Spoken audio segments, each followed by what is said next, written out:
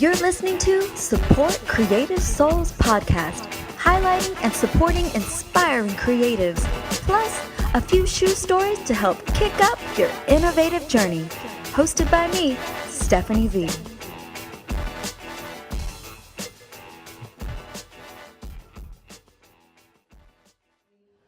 Welcome everybody to Support Creative Souls. We are so excited to be back with you. It's been a while, but we've been super busy, and now we're excited to announce that we have a new home. Yay! I'm so happy to be in partners with Wi+CoWork here in Houston. It is a workspace of experiences, and the podcast is going to be out of this home. So we're super excited. You can find more details in our blog, and our social media and everything else.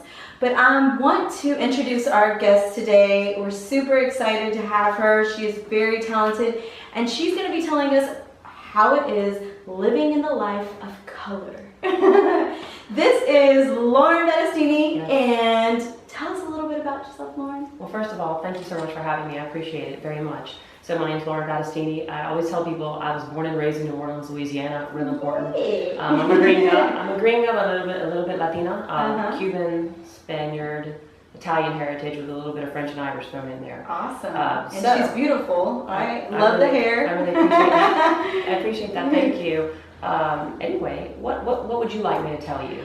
Well, we want to know, I mean, you're an artist, you're a fashion illustrator, you're a color strategist. Am I right by all of those titles? I mean, so you're a woman that holds many, hold on, this is the disc is, I'm not sure what that means, but we'll just keep recording.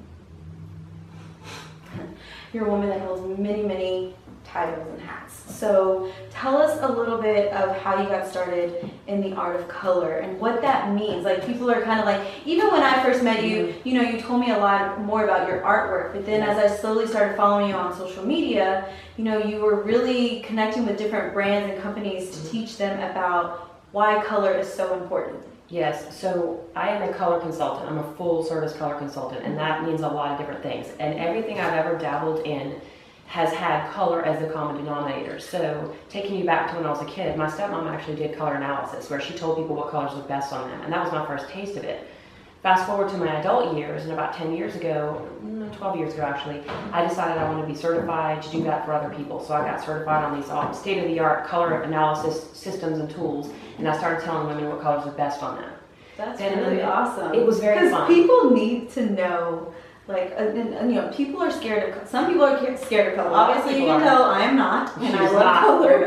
I love the pop of color, but some people are just afraid to step into the bright or even, you know, tone down. It's like I see a lot of people that just stick to black and stick to white, right. You know. And in professional settings, for entrepreneurs like you and me, you know, what we wear speaks volumes for us. Right. So you need to be in colors that work with your skin tone. So I did that, and then I also wanted to go to fashion design school right in the middle of my life in 2013. That's awesome. And did that, but I found the only class I really liked in all of fashion design school was my fashion illustration class. Okay. So that's how the art emerged. Okay, and so it's kind of just all aligned. And you said you went in 2013, so it's a little bit later than you wanted to, or was it just something that you decided in life, like, you know what, I'm going to do this? I never knew that I wanted to go to fashion design school. I felt like I wanted to in 2013, and I did it. And I think that's what we should do in life. If you want to do something, go for it. And to be honest with you, I didn't launch a clothing line. In 2016, when I graduated, I had plans to launch a women's apparel line. Got fabric sourced from Italy, realized that it was going to cost too much, it was going to take too much time, and now was not the time for me to do it. So I diversified my business, and now I'm doing color consulting for businesses and for commercial and residential paint projects and things like that. So the world of color is a very broad one, and I had to learn to diversify to frankly be profitable. And I really love that about you, because so many people don't know that that's even like a possibility. You know, so many people don't know that just the art of color can bring so many different opportunities of employment. And for creative people, you know, you just don't think, I know I didn't think about that as being as a profession. To add to that, I have companies now that call me when they need me to help them pick out their product colors, the packaging colors, the logo colors, because those things are, color is the silent market. Right. I keep repeating that. So that's another area of business that I'm in. Anywhere where you need to pick out a color, that's pretty much where I am. Yeah, I need to use you for comida caliente salsa. You do. We need better packaging for it. So, any brands out there that are looking for packaging or need that like source of color or don't know where to start? So what can I have like a couple questions here, and I'm like trying to remember them all. But so where do you draw your inspiration from? Is it from just different things in the magazines, or you'd think that I'd be inspired by the magazines, and to a degree I am. But where I derive most of my art inspiration is from my friends on Instagram, the influencers like yourself. That's great. And other people who have an affinity or an appreciation for color, and they reflect that in their dress. Right. And those are the people who really inspire me the most in my art. In your art. Sure. And obviously, social media now too is like around Houston, like people are taking a lot of pictures in front of the murals and the colorful murals, and you just kind of bring, now it's fall, so we're all bringing in those fall colors. Right. So I'm sure you're just like, your mind just goes, social media is such a great avenue for creative people to get more and more ideas, but it's also a great avenue for you to kind of create your own and bring that out as well. And I'm very inspired by music as well. I listen to all genres except for country. I'm so sorry, I can't do it. That's okay, we love country. I'm just not going to, but music inspires me as well. It inspires me colorfully. Yeah. That, for me, I always, when I hear a song, I think of a color too. I don't know why. More likely it comes out red. What's your favorite color? Okay, so red. Is this a hard question for you? No. Okay, red's my favorite color, and I wear this dress all the time. Okay, it looks fabulous on you, by the way. Like, I love it. I really appreciate it. So yeah, it's a powerful color. It's bold. It's attention getting. You have to have confidence to wear red because it's going to be noticed. Yeah. And this is my right tone of red. It's got a little bit of orange in it. Yeah, it's a great color for you. Thank you. And my favorite color is pink, bright pink, beautiful. All types of colors of pink. And it's so funny because my fiance asked me just last night what my favorite color was, and I actually had to stop and think about it because I love purples and I love yellows and I love greens and oranges, and I was like, but my favorite color is pink, and I don't know why. I just go to it. We tend to gravitate toward the colors that look best on us. And that leads me to my next question. Is like, what do you tell people who are afraid of color? Who don't really want to jump into those bright colors, or who you think would probably look fabulous in this nice red, but for them it's like, ugh, no. Okay, for those people, I tell them to make sure that the neutrals that they do wear, particularly for business, they know they're neutrals. It's not always black, white, gray. You might need navy and soft gray. Then I tell them, pick colors that you always do get compliments on and buy those in earrings, a handbag, a scarf, maybe a little bit of lipstick. So that's a good tip. Yeah. So you may not need a full-on color, but you may just need like a pop of color. Just a little bit, especially for saturated colors. A little bit goes a long way. And sometimes people tend to go too much with color. What do you say to those? People always think I'm judging them. And by the way, I'm not judging anybody. When I look at a woman, I just think of how beautiful she is, and I'm not thinking about what color she is or isn't wearing. Well, sometimes I judge. Speak for yourself. When people are overdone with color and they ask for my opinion, what I usually do is tell them, you probably want to mix like any 2 colors with a neutral. Maybe not 5 colors at once, but maybe 2 colors in a neutral, or 2 neutrals in a color. That's kind of a good rule of thumb. That is awesome advice. And so for you ladies out there who just need that tip, that's a great tip. I tend to go like, if I'm doing a bright shirt, I'll bring down my lips. Yeah. Or, sometimes I want to or my lips will be the only color that I wear. But Steph, it also depends on your industry too. Like, we're in creative industries, so we can get a lot. I can wear my hair all in funky waves and put purple streaks in it, and it's apropos because I'm in a creative industry. Yeah. Okay? This is someone who's like a CPA, and they have to wear navy suits. I'm not going to have them wear fluorescent. Right. Pink. Yeah, that's why one thing about creating your own and creating your own avenue is, guess what? You can wear whatever you want, whenever you want, every single day. And you don't really have a boss. Well, the good Lord is my boss. God's my boss. But other than that, nobody else is going to tell me what to do. Exactly, and he probably loves you in color. So tell us a little bit more about being an artist. I know that you do artwork, and is that just more your passion as opposed to just everything kind of goes together? I love doing art so much, but because I've had to focus on the profitability of my business, I've been doing more of the business-related side of color. Yeah. But art is something that I absolutely am going to expand. Okay. And guess what? That fashion design degree that I got a few years ago will be put to use. I'm looking at going into textile design for the home interior world and bringing in some of my artwork. So, and I love that you say that, because that is so important, especially for our youth, is that you don't have to necessarily go to a 4-year college or anything like that. She went to textile school, and I went to HCC, Houston Community College. Houston Community College, and just got a degree in textile and fashion design. So, but she didn't use it all right away. She's gone back to it. It's always something that you can go back to. And I say that about my degree too. I'm in communication. Well, obviously, look at me. I mean, I didn't get a 9 to 5, but I'm using my degree in many different ways that I didn't know I possibly could. Yeah. And you know, it's great to always have that to fall back on, or to know that it just follows you along your pathway. It's like, oh well, I can do this because I got this, or I can do that because I did that. And it's really important that's why I always strive to, like, get your degree, get your education in whatever you are passionate about, because you never know when you're going to be able to use it. May I interject this here? Yes. You know, some people don't have the opportunities to go to a college, even to community college. That's a reality. Mm-hmm. But YouTube, I'm serious, YouTube and the public library are two of your best resources. We're shouting out to you, YouTube, okay? Yeah, you can find anything I learned in fashion design school, really.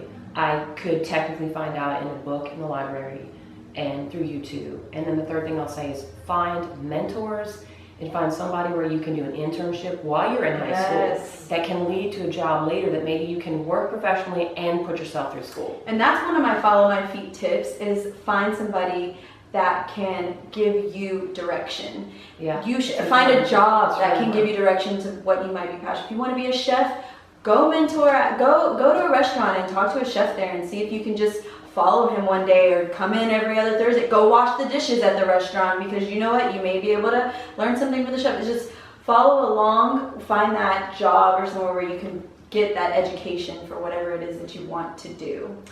So we're going to move on and talk a little bit more about fashion and shoes. This is Follow My Feet, and we're kicking into, you know, the mentorship program, which we're so lucky we're going to have you as a mentor. I can't wait to do that. I'm excited. And so, you know, if you want to sign up, we're getting into that more next. But we're going to talk about shoes. And so what is your favorite shoe? You know, I know you're in fashion, so you better show us something good right here. Kick it up, the shoe kickoff. Can you see that? Yeah. Okay. Okay. Now, my chair was a little wobbly. These shoes here are very versatile. Okay, I can see these with this short skirt, this dress, some jeans. Black with gold, but yeah, and they're not too high. They're platforms. These are very fine platform shoes. I'm gonna take a picture of them too, so you guys can see them. And let me show you mine. I got a little kit today, guys. So gorgeous. A little silver booty. Okay, a little glitter silver booty, and you know, I'm so excited about fall and booties. I love shoes so much. I wear the same things over and over again, but I change up my shoes. Yeah, I feel like once the outfit, the shoe makes the outfit for me, and I'm wearing the silver boots. So let's finish this off, and tell us. And I always mess up this question, so I always read it. But this is like, you know, do you feel this is your destiny? And what would you tell a young creative who is currently where you were 5 years ago? Okay. So 5 years ago, I was in a very confused spot. Do I look at the camera, or do I look at you? You can look at both. Okay. I mean, I know I'm good to look at it. You're so beautiful. Please tell our followers. 5 years ago, I was in a very confused spot. Didn't know what I wanted to do. I knew that I needed to make money. I knew that I loved color. I knew that I loved fashion. I was kind of squirreling out in a whole bunch of different directions. So I needed to gain clarity. And a lot of times, clarity comes through pushing forward, doing what you feel instinctually works at that moment in time, having to make a whole lot of detours, having to screw up a whole lot, fall flat on your face, make a fool of yourself. Because I really have made a fool of myself in various ways over the last 5 years, and I'm not ashamed of it, because fast forward to today, and I have a very clear vision of all three components of my color business. I know exactly what I'm supposed to be doing. I know exactly where I'm heading. And the last thing I do need to tell you, viewers, do not be afraid of the cold call. You've got to be able to pick up the phone. 100%. Call. If you want to work with someone, you call them and you tell them you want to work with them. Yeah. State your intention, state your purpose, be bold. be ballsy. I'm sorry to say it like that, but truly. Mm-hmm. So I guess. Yeah, I'm sorry. Of course. So, guys, this is about everything she's saying is so spot on that I'm getting chills because so many people don't hear that. So many people don't know that, and so many people think like, oh, well, you know, I just came upon this career and I just became successful. It takes a lot of hard work. I mean, even for me to get to here, I never thought that I'd be running my own podcast, and it's just different things come at different times, and you know, everything eventually comes together, and you know your path, and you know where you're supposed to be. And guess what? You keep on growing, which I think is the best part about it. And right? It's important to surround yourself with other people who are dreamers. We're dreamers. You and I are dreamers, and so are all the other entrepreneurs. Dream high to the sky. Make it happen. Yes.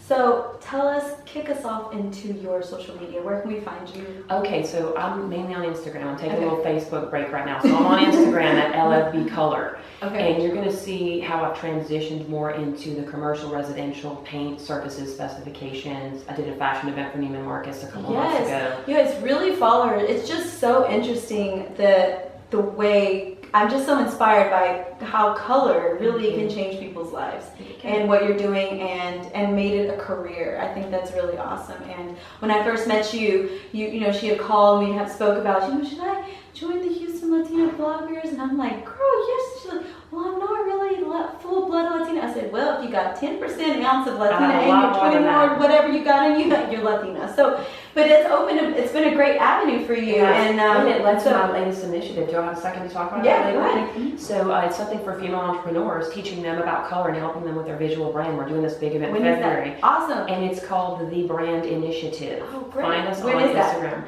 It's on February the 23rd and 24th. Okay. And we are going to be helping women who are emerging as business owners and they need help with their photos, their videos, all their colors, their visual packaging. That's awesome. So please follow us there. Please follow her. She's going to have all the details there. We'll also list the details on this video. Yeah. And we want to thank you so much for joining us. Thank you. I was so excited that you said yes to come on to the show. You made it for Monday morning so much better.